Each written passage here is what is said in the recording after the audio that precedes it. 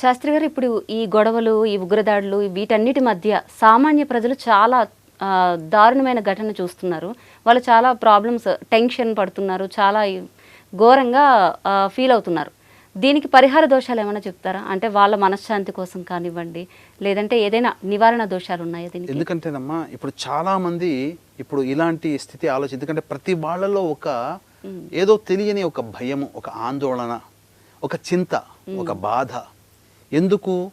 ఏదో జరగబోతుంది, ఏమవుతుంది, రేపొద్దున మన పరిస్థితి ఏంటి, మన భవిష్యత్తు ఏంటి. ఎందుకంటే కరోనా వస్తేనే యుద్ధం చేయకుండానే చాలామంది ప్రాణాలు కోల్పోవడం, అట్లాగే రేట్స్ కూడా చాలా పెరిగిపోవడం, తదనంతరం జీవన విధానమే మారిపోయింది. ఇప్పుడు బీసీ ఏసీ అని అంటున్నారు, అసలు కరోనా కంటే ముందు, కరోనా తర్వాత అనే స్థితికి వచ్చింది. కాబట్టి అటువంటిది యుద్ధం తర్వాత ఎటువంటి పరిస్థితులు ఉంటాయనే భయాందోళన ఉంటుంది. అన్నిటికంటే మించి మన భారతదేశ జవాన్ల యొక్క ఆరోగ్యం కూడా చాలా ముఖ్యం, వాళ్ళ ప్రాణాలు ఇంకా అంతకంటే ముఖ్యం.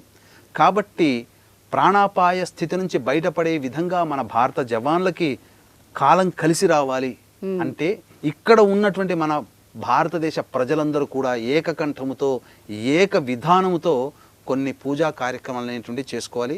పరమ పూజ్య శ్రీ శ్రీ శ్రీ కంచిపీఠాధిపతులు చంద్రశేఖరేంద్ర విజేంద్ర సరస్వతి స్వామి వారు, సత్య చంద్రశేఖరేంద్ర సరస్వతి స్వామి వారి విరచితముగా చెప్పబడినటువంటిది అర్జున కృత ధర్మరాజ కృత దుర్గా స్తోత్ర పారాయణము, అలాగే లింగ పురాణము నందు ఉన్నటువంటి శివ సహస్రనామ పారాయణం చేసుకుంటూ ఉండాలి వీలైనన్ని సార్లు ప్రతిరోజు.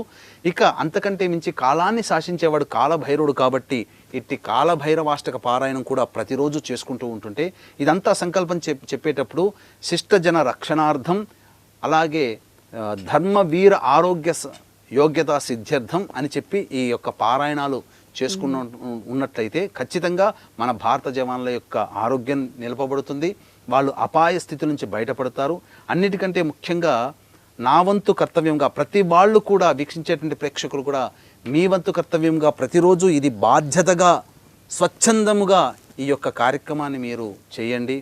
అంతే విధంగా నా వంతు కర్తవ్యముగా కూడా ఈ యొక్క యుద్ధం వల్ల కావచ్చు, లేకపోతే తీవ్రవాద దుశ్చర్యల వల్ల కావచ్చు, అసూల బాసినటువంటి సామాన్య ప్రజల యొక్క స్థితి కావచ్చు, వీరమరణం పొందినటువంటి వాళ్ళ యొక్క స్థితి కావచ్చు, వాళ్ళ అందరూ కూడా ఈ యొక్క ఆత్మఘోష అనేటువంటిది ఉంటుంది. తదనంతరం వాళ్ళకి ఉత్తర క్రియలు జరిపించి, నారాయణ బలి కార్యక్రమాన్ని జరిపించి వాళ్ళ ఆత్మకి మోక్ష ప్రాప్తిని కలిగించే కార్యక్రమం నా సొంత ఖర్చులతో స్వచ్ఛందంగా నా వంతు సహాయంగా మన భారతదేశానికి ఒక పౌరుడిగా, బాధ్యతాయుతమైనటువంటి పౌరుడిగా నేను చేయడం జరుగుతుంది.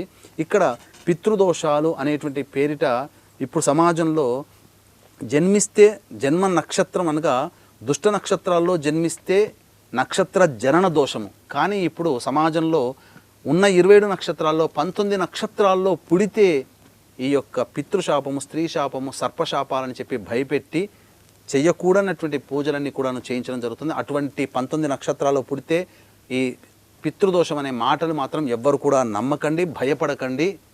జన్మ జాతకాలని పరిశీలన చేస్తే ఈ పితృశాపాలు అనేటువంటివి గ్రహాల స్థితిగతులను బట్టి తెలుస్తాయి తప్ప నక్షత్రంలో జన్మిస్తేనే పితృశాపాలు అనేది ఎక్కడా లేదు. అటువంటి మోసపు మాటల్ని మీరు నమ్మకండి అని చెప్పవచ్చు.